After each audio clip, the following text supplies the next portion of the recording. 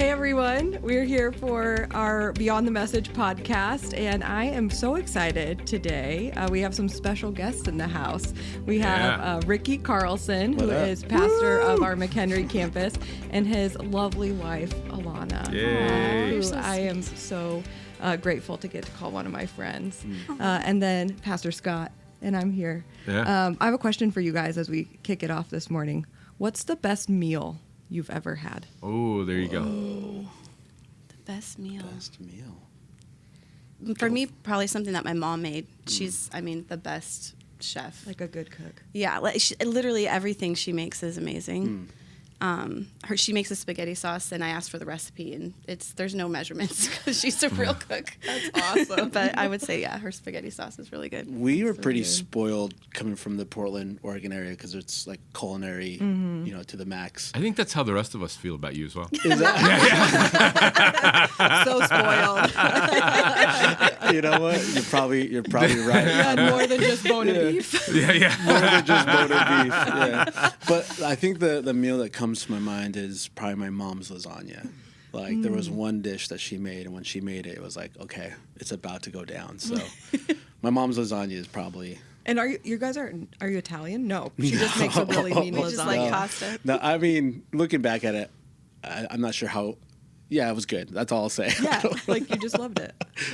I'll tell you, my favorite food ever is Greek spaghetti, which my wife makes, and it's the best thing ever. What is it? It is a super dense casserole with tons of noodles and vegetables and sauces and cheeses, and it is unreal.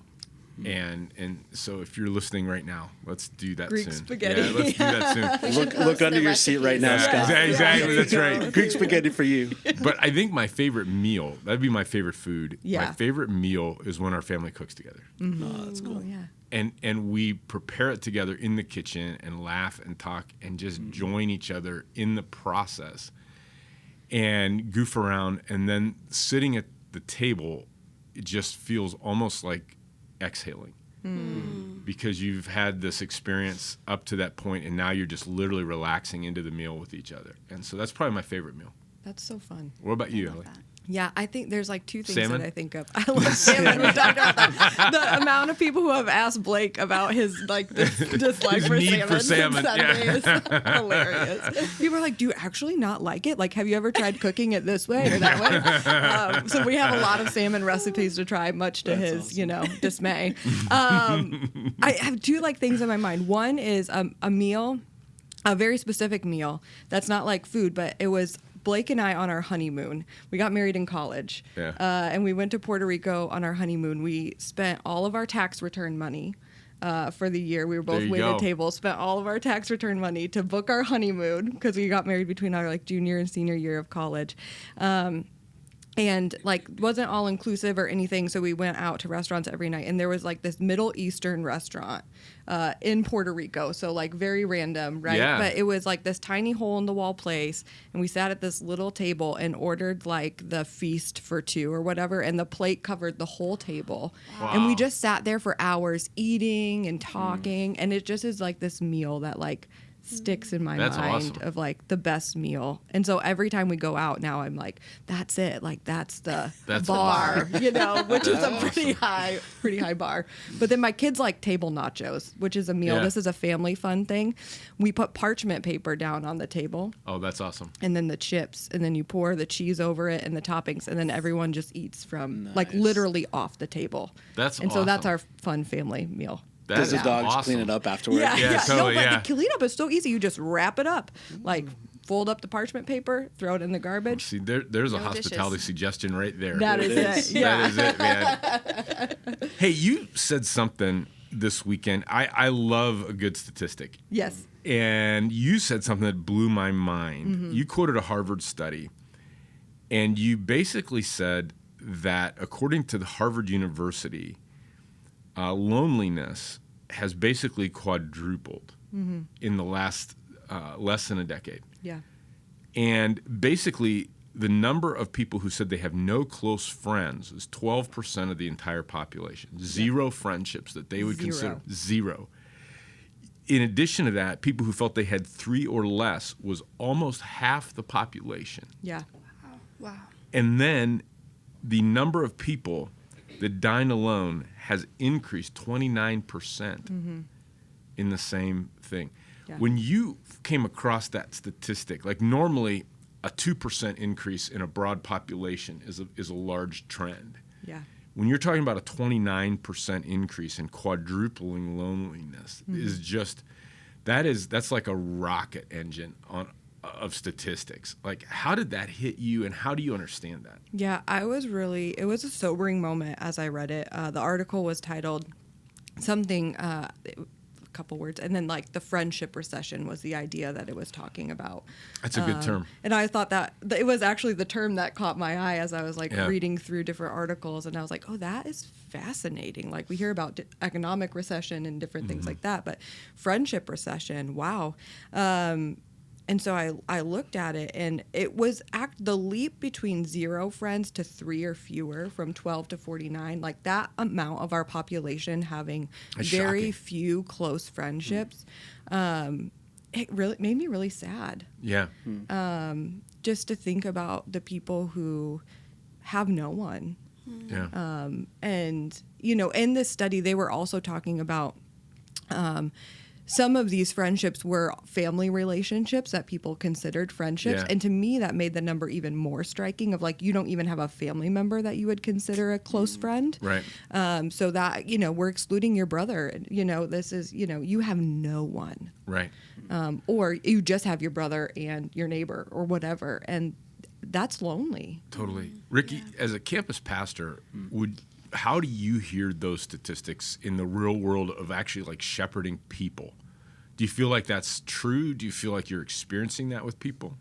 It's hard because when I'm looking at, like on a Sunday, I'm looking at our people, it looks like they all get along. Yeah. And it looks like they're all friends. And it looks like that statistic wouldn't exist because I'm assuming they are doing life. But I think that gives us a window to the reality of what's really happening. And when you can actually look at the reality, it actually gives us something to point people to, you know, this idea of breaking bread and the value of that. When you were sharing that statistic, I couldn't help but imagine how many times do you go to dinner and you see a couple together, but they're not together. They're blocked by their phones. Yes. Right? Yeah. Like Yeah. they're both on their phones, not even engaging in each other. Like Alana and I will be together and we'll just kind of, you know, people watch and be like, man, they're missing it. You know, like we kind of we do our best. We're not perfect, but we try to put our phones down to just really enjoy the moment with each other, because you're paying a price for it. You know, it's not free. And so let's actually, if we're going to do this, let's do this right. But I think about that, like our people that don't have friends. And for me, that's sad because personally, I'm someone that I would say my biggest desire is for people to feel included. Yeah. Right. And I so- think you do that better than almost anybody I know. Yeah, I agree. Yeah. I really think that's like your superpower is that you help people connect and that you help them feel welcome. Yeah. Thanks, man. But I can't have dinner with everybody. Yeah, right. I mean, that's so We true, want though. to. You can't. We try. The list is long. But I think it's giving them an imagination of what's possible and how easy it really is. Like Yeah. it really I mean, doesn't have to be difficult. The thing that was wild is that if these statistics are correct, and Harvard studies are pretty It's good. pretty reputable. It is, yeah. You know, they can't play I football, felt but good they quoting it. they Yeah. but they have a pretty good school up there. That would literally mean looking at it, every single person that attends one of our campuses, and you count off 1, 2, 3, 4, 5, 6, 7, 8, 9, 10 Yeah. that you have no friends. Yes. Every 10, you're essentially running right around that. And I look at that, and my first thought was my heart just went out. I'm like, oh my gosh, I need to pay more attention to that somehow. I feel like you do. Like, what do I do?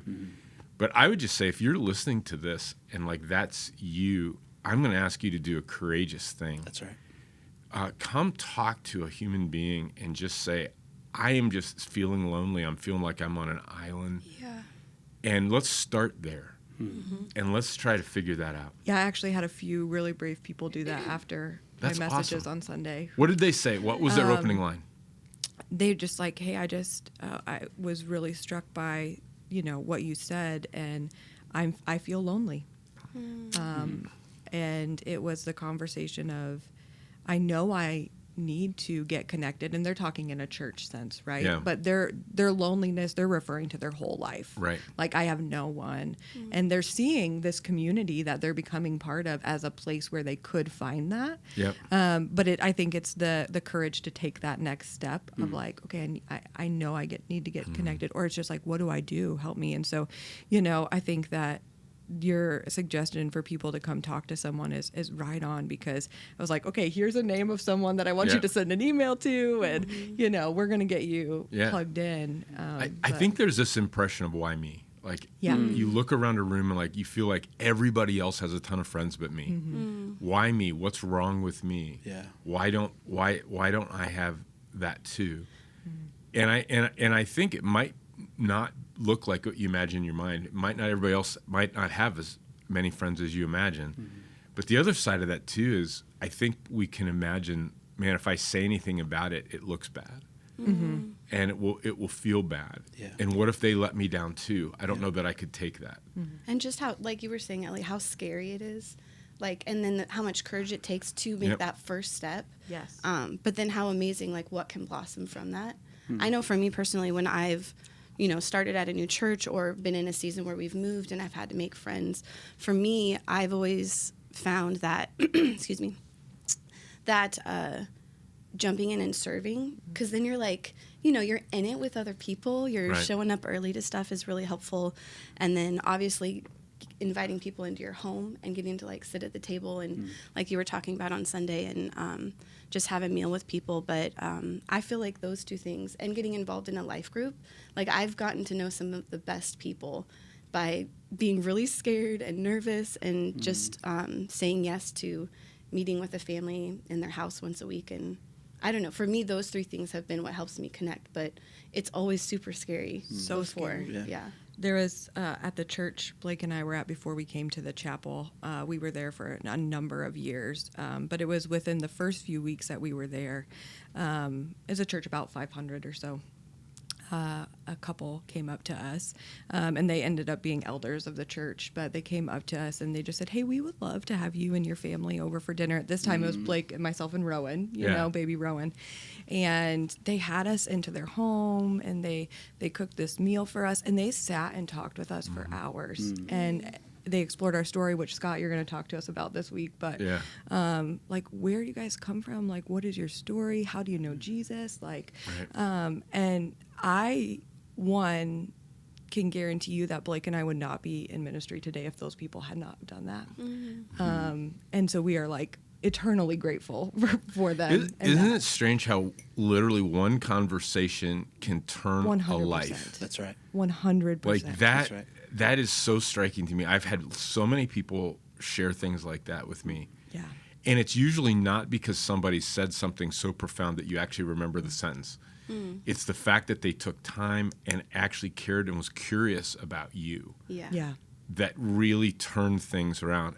That shows you, we talk about a relational recession. I think there's a relational barrenness that is a part of our society. We are with people all the time, but we're not really with them. That's good. And there's not curiosity, and there's not the ability to truly be known even in a crowd. And I think it's a fascinating thing when someone turns the table on that, and they become someone who allows people to come alive in their presence. It's a very powerful thing. I think there's so one thing I think is massive is people have experienced rejection at some parts of their life. And I think there really is a fear of rejection. Yeah. And so because of that, not wanting to be rejected, I'm not going to put myself out there. Yeah. Like, I'm not going to invite someone to have dinner with me because I can't handle the no, Right. And then the other thing I would say too is I think people are actually scared of being known. Like, okay, it's one thing to say yes to having dinner with me, but if you have dinner with me, you're in close proximity, you're going to get to know that I'm actually not perfect, that I have flaws. Like, wow. Are you ready? No way, man. And that's something. Even someone like me can have flaws, right? Like, you know what I mean? Like, when you have proximity, you see them. And so if there's a lack of confidence in yourself, or if there's wounds that you're still navigating, it's easy to think they're not going to accept me. Like, once I let them into my home, they're never going to step foot in there again. And that's real. Like, that's a real fear I think people are struggling with. I think most people live behind a veil. Yeah. Yeah. And to them, life can only exist if you don't see me. Right. You have to see the veil that I put out. And that's why you like me, because I have an amazing veil. Yeah. And you're attracted to the veil. And once it's taken away, I'm just simply not exciting enough, beautiful enough, smart enough, whatever enough. And the reality is the beauty of relationships exists past that. That's right. Yeah. That's right. And it's unbelievably courageous to be able to put your guard down and Yeah. let someone know you. Yeah.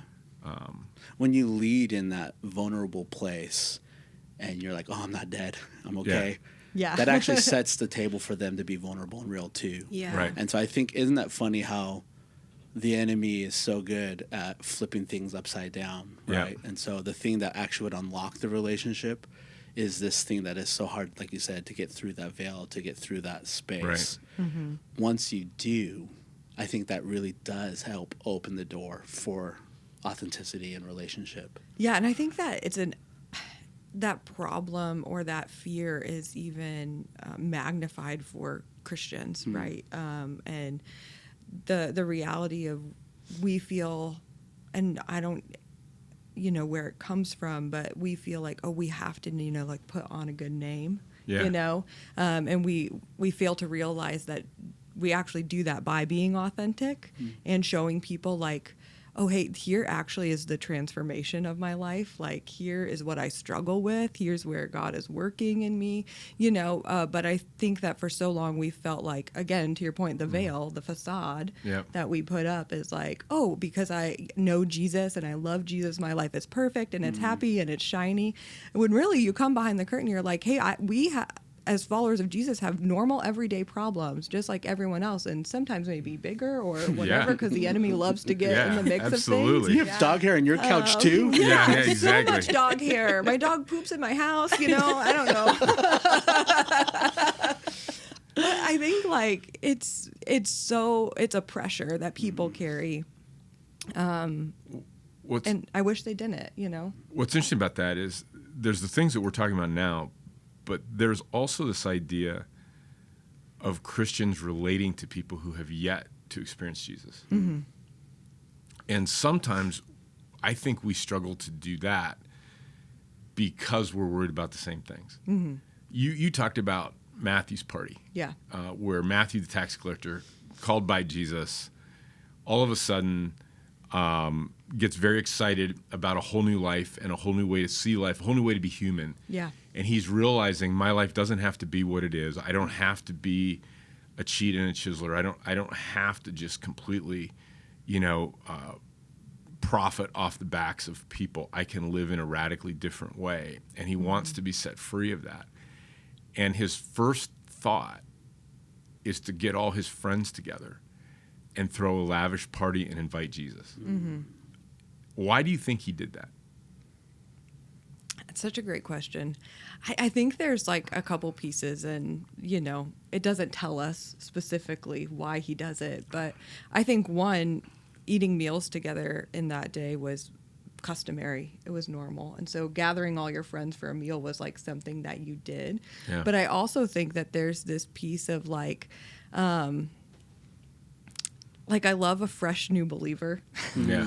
There's something just like so like real and raw about people who have just like met Jesus for the first time, and there's this there's no fear almost in them to like share that with other people. And so I just imagine Matthew being like, what if this could happen for me? Like he had no other way out of his life. Right.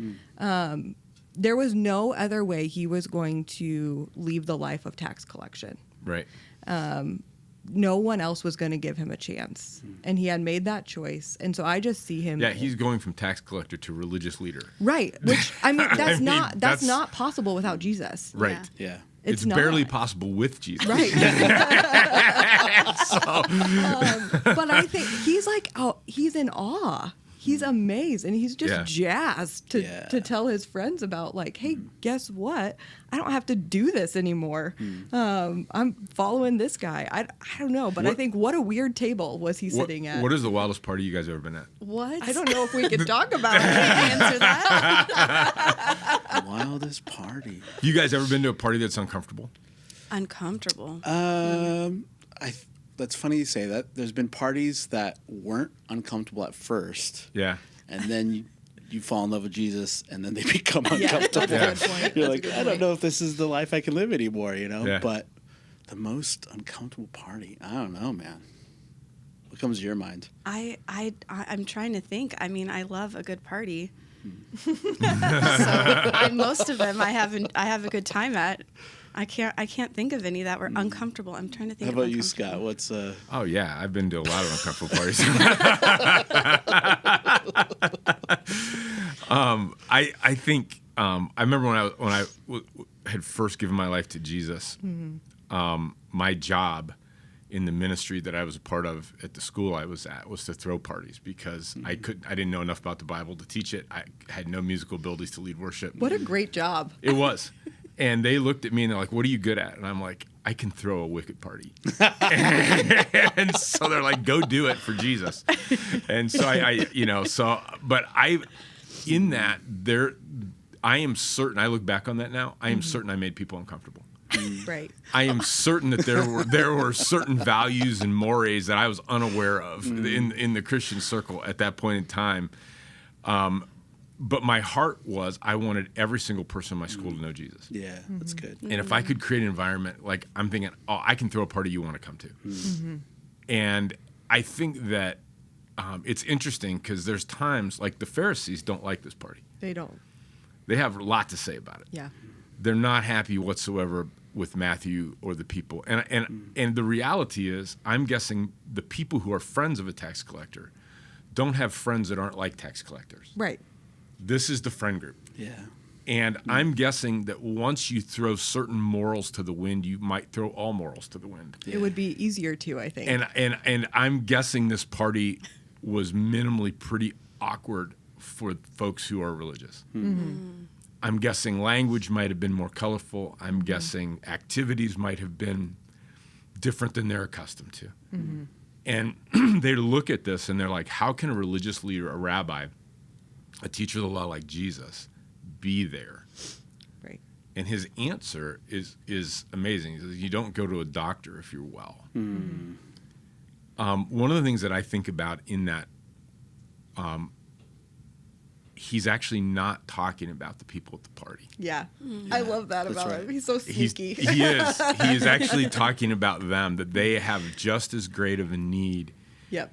for him as the people at the party. And to him, from the vantage point of God, from the vantage point of on high, they don't look that different. Right.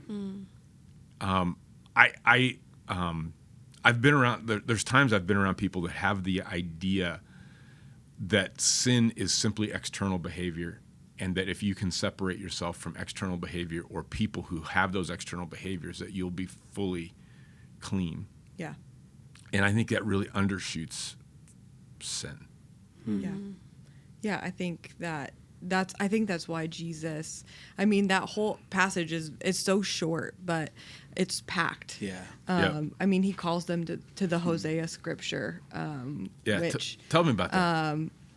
to me, I'm reading it and I'm like, that's fascinating. Why is he doing that? And then you're exploring it. And for me, the part of knowing God really stood out. And the point of that to the Pharisees was like, and he didn't even quote the knowing part to them. He Right. quoted the latter Right, in the verse. But like if you actually knew God, right. you would know that you're also among the sick. And he's pointing that out to them. Like they knew the scripture. And then there's also the piece of like in Hosea, the Israelites have been unfaithful and they're not loving God, and they're saying they do. You used a phrase that they cheated on God. Yeah. What did you mean by that? Yeah, I think it's you say one thing and you do differently, that you your verbal love is in a place, and you're claiming love in a place, but your actions aren't aligning. And I think that in Hosea, his wife Gomer was an unfaithful wife. Yeah. And in fact, a prostitute. Yeah. And so there's this piece where it is unfaithfulness. Like you're going away. You're saying I love you, but you're worshiping other gods. Yeah. Right. That doesn't line up. It's like I say I love my husband, but I'm with somebody else. It's unaligned. Yeah, I think one of the things that when I look at this that really moves my heart is the fact that Jesus quotes this.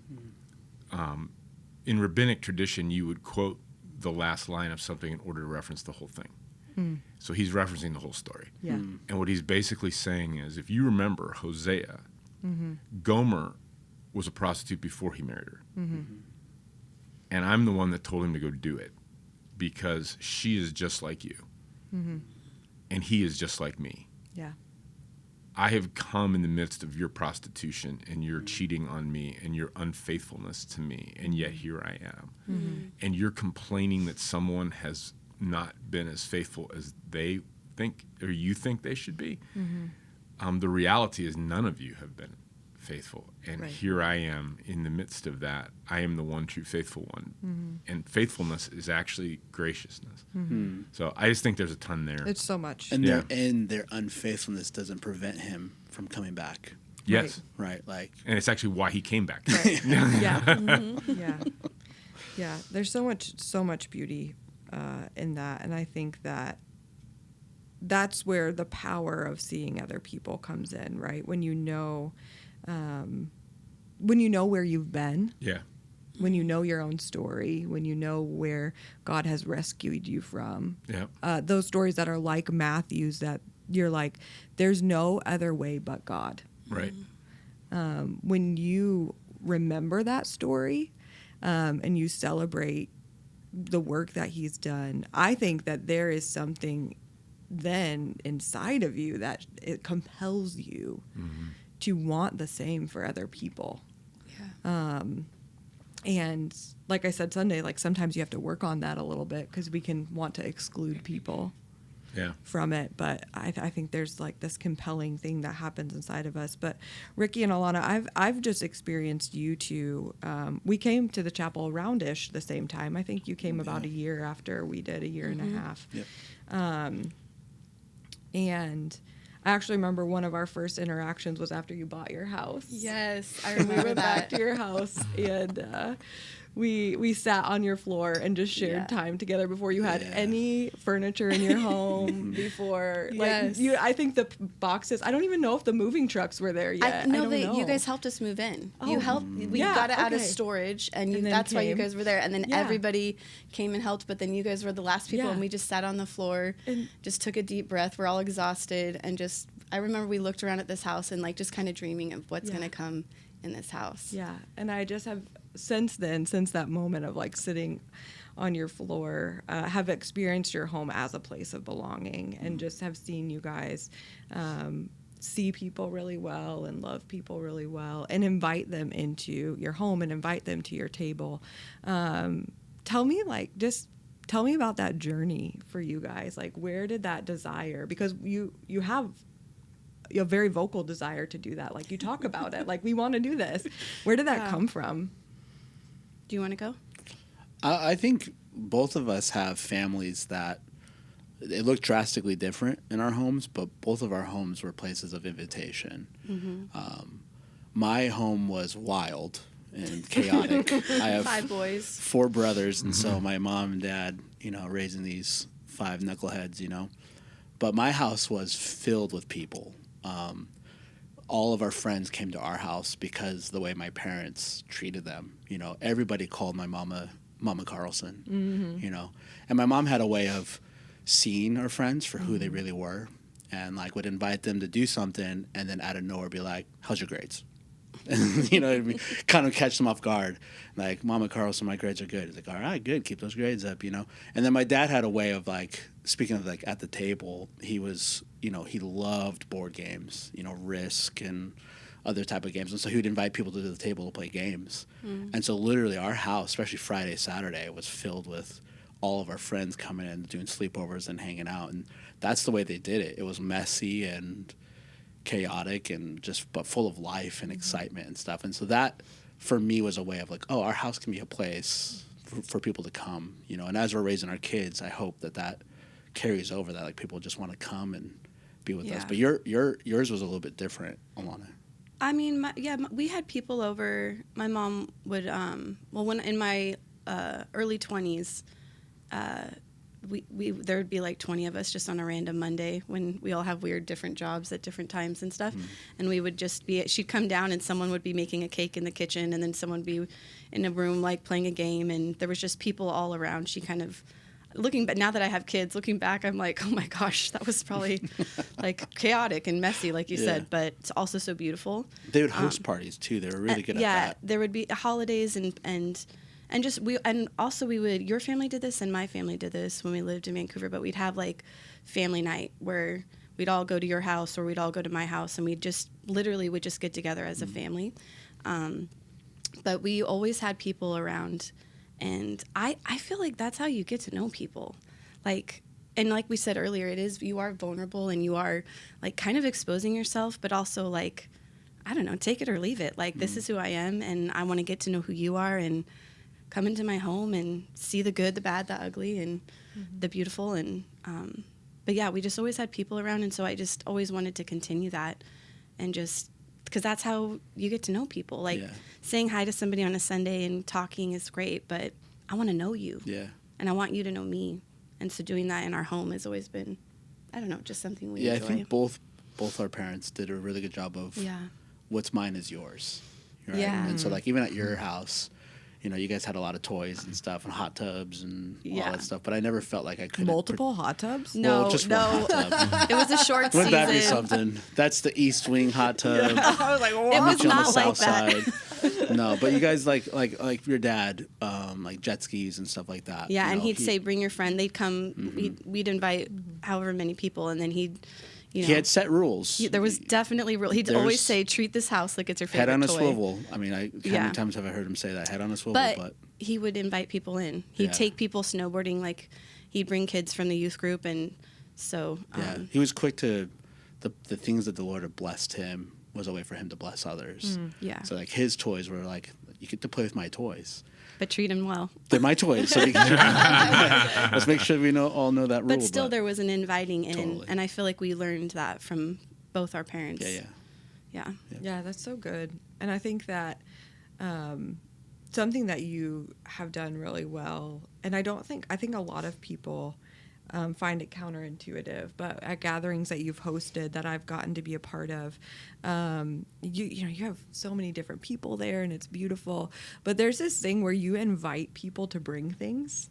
And I think a lot of people think that as a host, that, you know, if I'm having people into my home, I need to be the one to provide everything, and like, you know, I can't burden them, and they see it as like, you know, I gotta do, and then hosting becomes a burden because you're so worried about all the details, right? But you do this beautiful thing of like, hey, like bring a bag of chips, or actually, you know, I was thinking maybe we'll have like flavored water. Could you bring the flavored water? You know, and what I've experienced that as I've watched these gatherings in your home is like everyone then feels like they're actually part of it.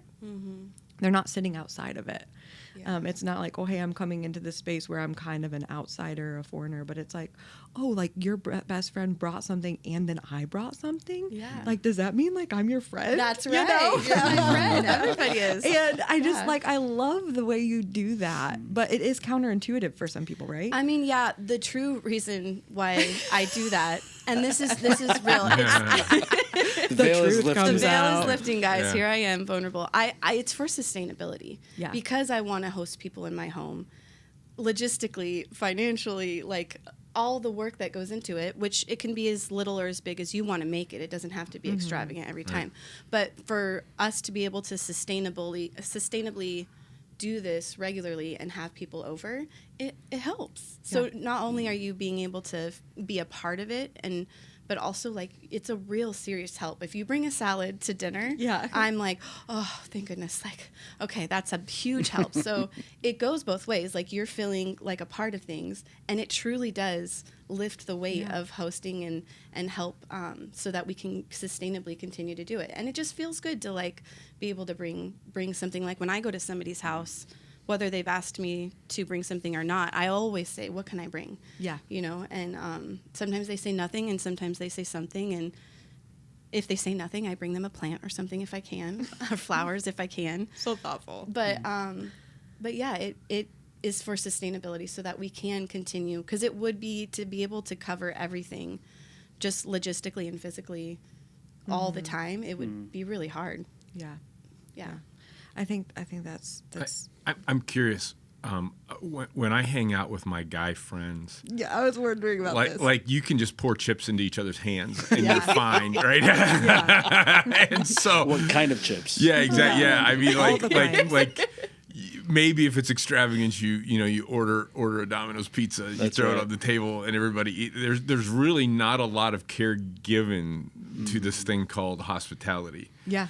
The fact that we're all together and there's food is usually sufficient. That's right. Yeah. When I'm with some of my wife's friends, I notice that there's far greater care given to all sorts of things that as a man I don't notice as much. Do you guys feel pressure as women, like to be able to have things?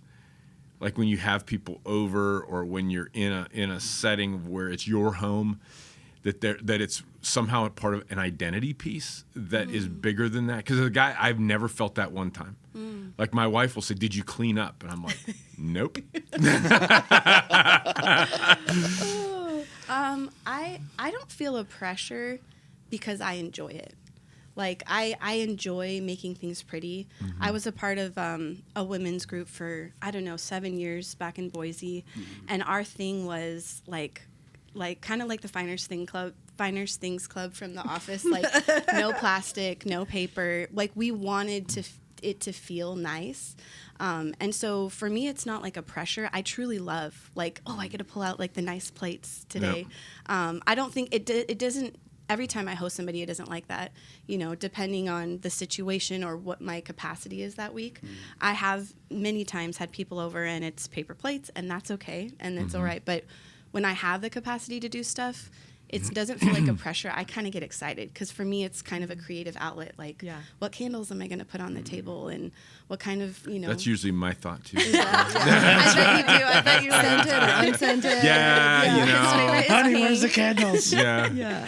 One thing I'll just say, if I may, something I appreciate and value about you is you do help create atmosphere. And that is something that you are super intentional about. You're thinking through that. I fight you every time.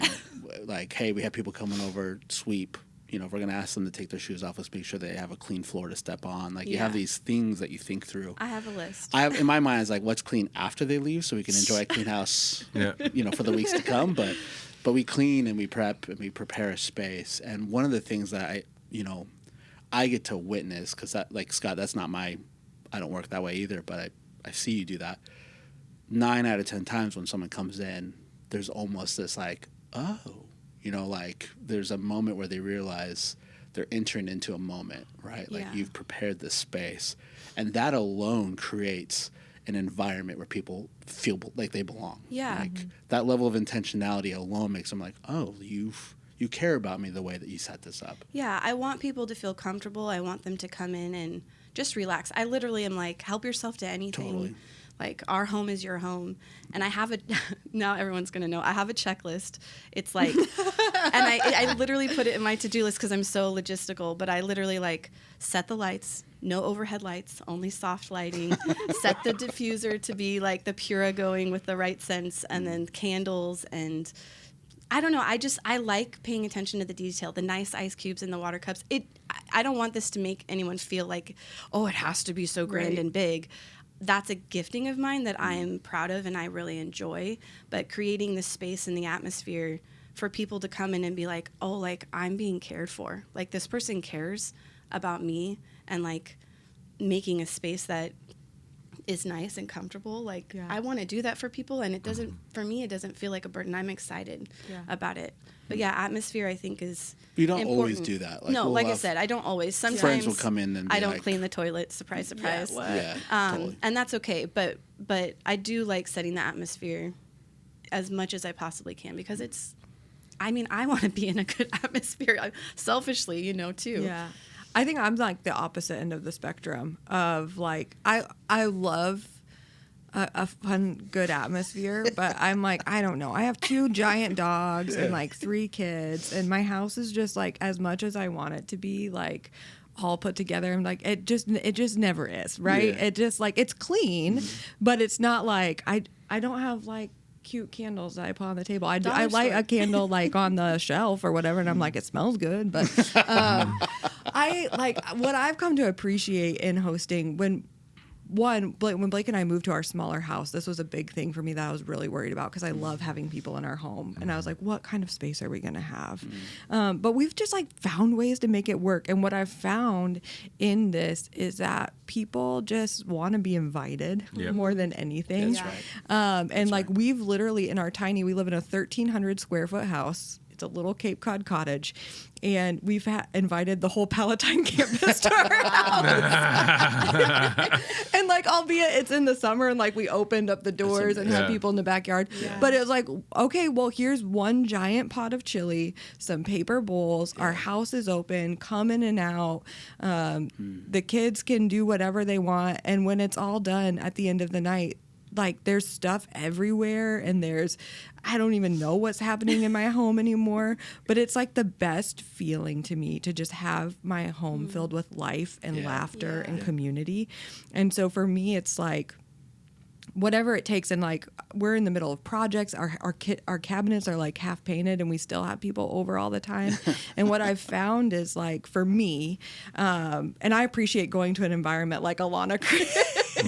Not always the time, but for me, it's just that I feel like the imperfections of my home and my life and the way that it's set up give people the freedom to feel like they can do it too. And that's what I want to inspire in people when I have people to my home, is like, you actually can do this too. Like, it doesn't have to be fancy. You don't have to think through a million details. Just invite people over, and like, I do make sure the toilet's clean. That's like my one thing of like, that's because I good. have I don't boys. always. I mean, you have boys too, but they're gross. And so I'm like, I should clean the toilet so it doesn't smell. But that's like my one thing. But I just have found like, just creating a space that inviting people into a space where they can be is powerful. And they'll remember the way you made them feel more than, like, we've been invited to countless places, and I truly can't remember very many times where I don't remember what it was like. I remember how it made me feel. And so whether that's in a backyard or a small home, 50 people in a small kitchen. Right. I think happens. that's the most important part. For guys, I think it's different. Yeah. Tell us. It is, I think, way more about the activity than the space. Sure. Meaning, if I'm going to invite guys into something, I have something to do. We're going to play golf. We're going to go watch a movie. We're going to play cards. We're going to do something, because guys find space without activity awkward. Yeah. Would you agree with that, Do Ricky? they? Yeah. I think so. they do. I think it's just Yeah, Fascinating. there's a saying, put 2 dudes at a table that don't know each other, it's going to be the most awkward, silent filled time. Put 2 dudes with 2 shovels and say, go dig that hole. Yeah. They'll be best friends by the time that hole's Right. digged. Exactly. And so it's just the activity of doing something. Relationship is forged in a common activity with men more than that. I think it also interesting. it removes the idea of competition. I think men are innately competitive in a lot Well, of what ways. if you're doing something competitive? Then maybe not. Then maybe not. Well, obviously in that moment. Maybe I haven't thought this through. Like, I know there's only certain people that my husband will golf with, right? Yeah. Because like Yeah. the competitive side of him comes out, and he's Yeah. like, only certain people can see this. Or just like getting a fire. Some of Yes. the best hangs Yeah. I had with you, Scott, or Yep. like even Pastor Jamie, it's like there's just a fire, a chair, just come. yeah. Yeah. And so gathering around that is enough to just create the space where you're either watching the fire or you're having a conversation. But what's fun too is, again, having a couple guys come over, one builds a fire, one puts the table up, one does the things, and you're kind of all doing it at the same time. Totally. And then there's a sense of the relationship around the fire. The second hour is very different than the relationship around the fire in the first hour. That's cool. Yeah. Because you're doing something together. Usually there's a lot of levity that's involved in that. And then somebody will ask a question and you'll get a chance to know people a little bit. And so I think there's, you know, I just think sometimes all these things can be true. Yeah. And what, you know, and knowing the person that you're trying to get to know can be unbelievably helpful in the midst of that as well. Yeah, I was thinking actually about, as I was preparing for my message, like the different activities that people do to get to know other people and create senses of belonging, which was a big, you know, theme in it. And I think that what I noticed was Jesus did a lot with food. Yes. And I was thinking about that, and I'm like, you know, why? And I'm sure there's a lot of symbolism behind it and different things like that. But there was this like thought that came to my mind of like, everyone has to eat.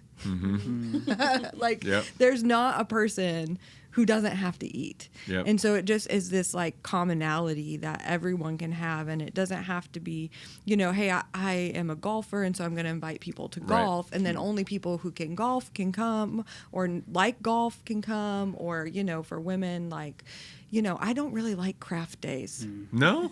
I just don't. People are surprised by that, but I just don't really like them. I would have put you with lots of yarn and glue. I would have imagined that would have been. I'm like, oh, when I get invited to a craft day, like I'll go and do it. And like at the end, like I always have fun because I'm with people. Yeah. But there's something about like, hey, we're just going to be sitting around a table and there's going to be food. I can show up for that. Yeah, you know? it's easy. Here's a little Chapman family secret for you. Every Christmas, I throw away all of the macaroni ornaments that we have accumulated over time, and try to get rid of as many of them as I possibly can before they make it on our tree. So, awesome. yeah. There was something in your message that really stood out to me, Elliot. Good job. I got to listen to both the 9 and 11, and both of them were similar, but there's a couple things that you really focused in differently in both services, and so I had experiences, but the thing that I would love to just chat and hear some of your thoughts about, Scott, really was David inviting Jonathan's son to the table and processing that a little bit. Yeah. First and foremost, I love that you acknowledged the reality that you're terrified to say his name. So terrifying. Yeah. It has all the like PHTH and whatever SH. Yeah. They're all in his name. You gotta What kind watch of the name is SHs. that? That's for sure. I was Yeah. like, all the are in His there. name is actually what crippled him. Yeah. Yeah, exactly. There you go. Terrible. You can't say that. Oh, no, my bad. Yeah, No, there it is. Mephibosheth. Yeah, Mephibosheth. I was like, Even in my notes, I'm Mephibosheth. like, Jonathan's son. Like, Yes. I'm not even going to try to attempt it. I but- just avoided saying it. I said it once, and then I was like, we're gonna not. Okay, anyways. Yeah. But that was the part in the message. I was like, I was in it with that. Was that kind of a key story in your message? Was that something that you were thinking through the whole time, or? You know what? No, it was preparing the message was a journey for me, and so God took me there. Yeah. And actually, in the order that I For taught people it, who have but never prepared a message, what is that journey like? it's wild. No, actually, I love it because of the things that God teaches me, then I get to teach people. Yep. Like there is, even if you come into it with pre-existing knowledge, God is always teaching you something new, I think, in the midst of teaching a message and preparing a message. And so my first notes as I was assigned this message were about like this logistical hospitality. And I was like just making notes, and I'm like, this is not it, you know, like this is not what we're talking about here.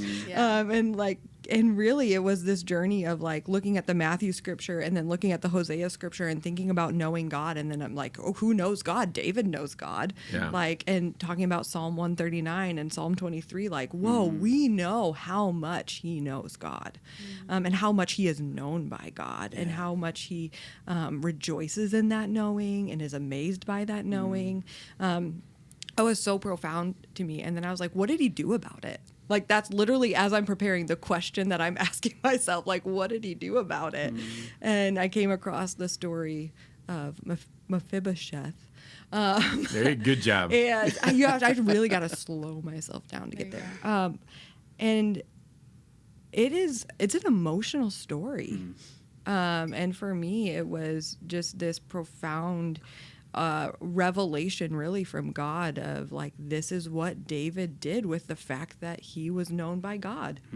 He showed others what that looks like and what that feels like and what that does in our lives. It's restoring, it's restorative, it's bountiful, it's beautiful. And so it was really just, for me, it became like kind of the heart piece of the message. Although we started with Matthew, right? It was just like, this is what it is to be known by God and to show others that you are known by God.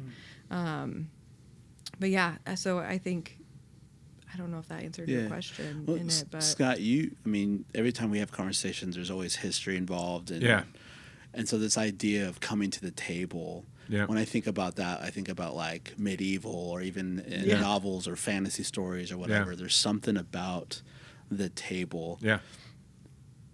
Could you share just in your thought process of like what the table actually means or represents?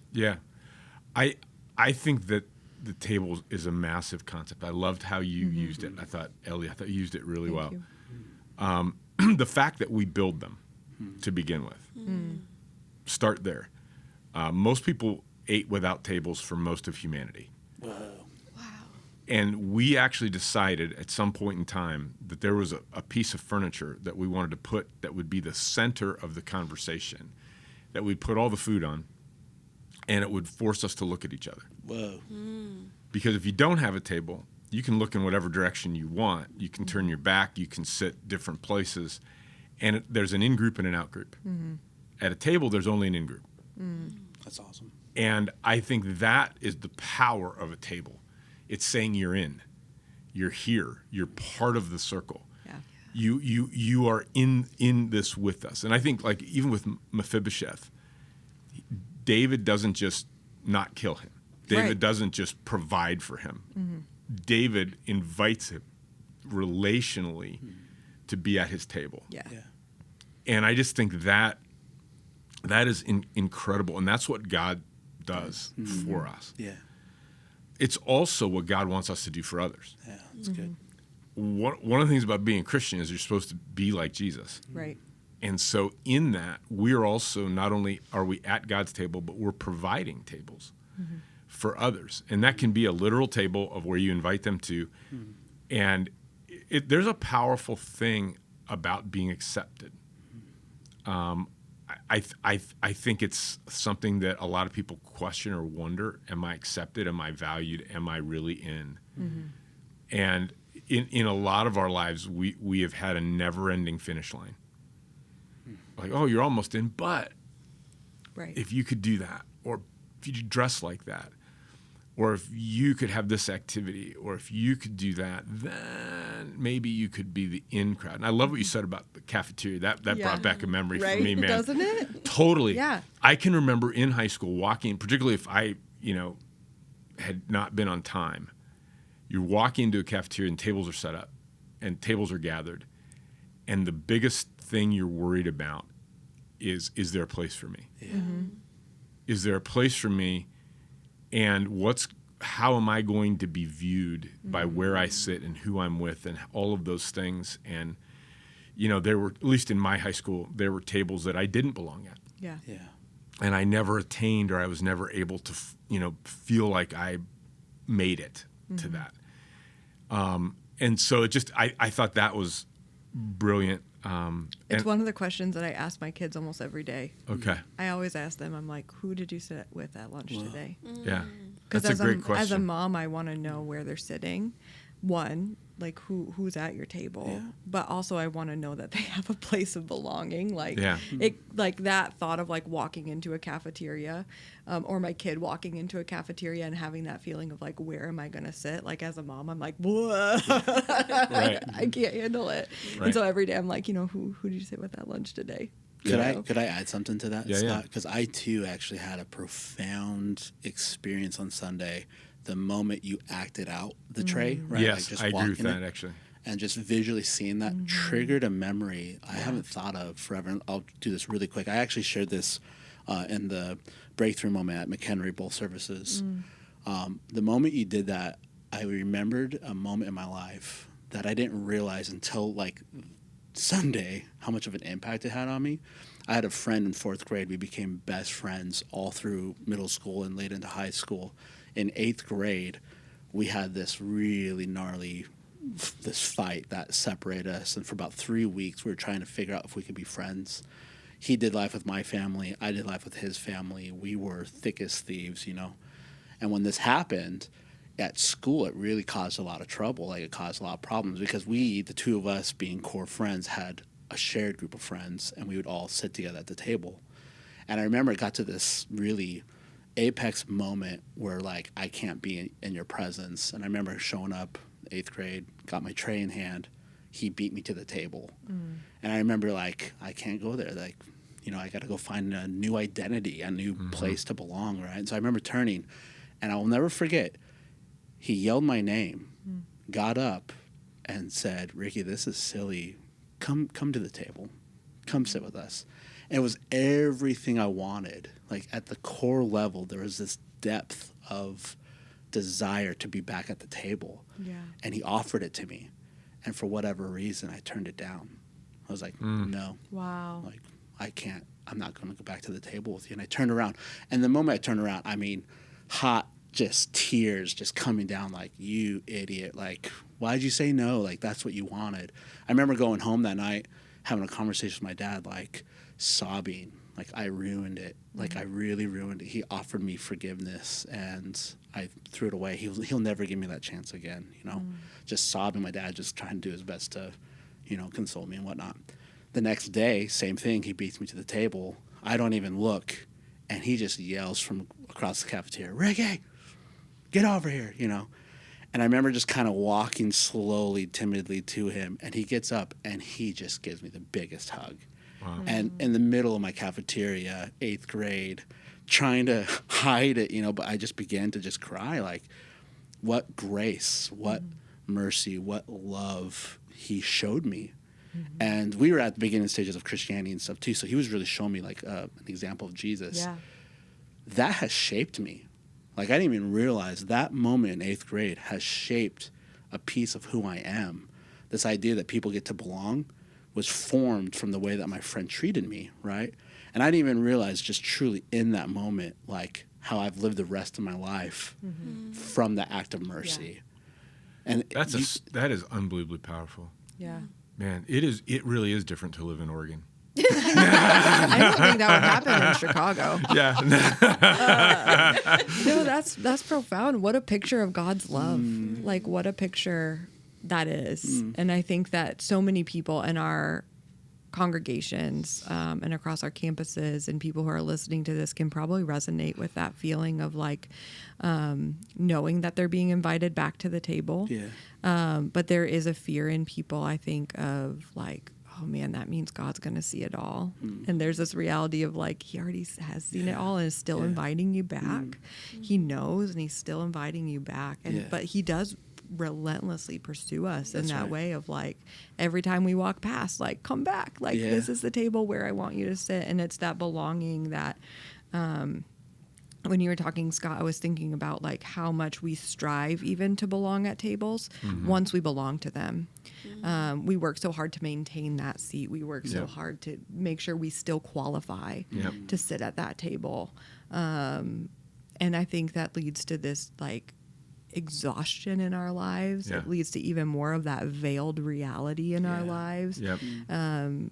Because we haven't, at most tables, experienced true belonging. Because we haven't opened up, and we haven't invited other people to open up, and so we're sharing our not true selves.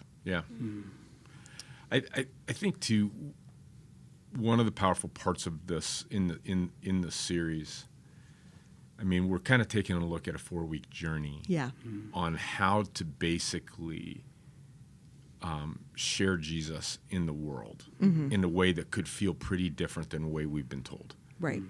And we started off by just saying, hey, there's a power in attempting to be a blessing. There's a power of attempting to live your life in a way that blesses other people. And this week we talked about there's also power in including people. Yeah.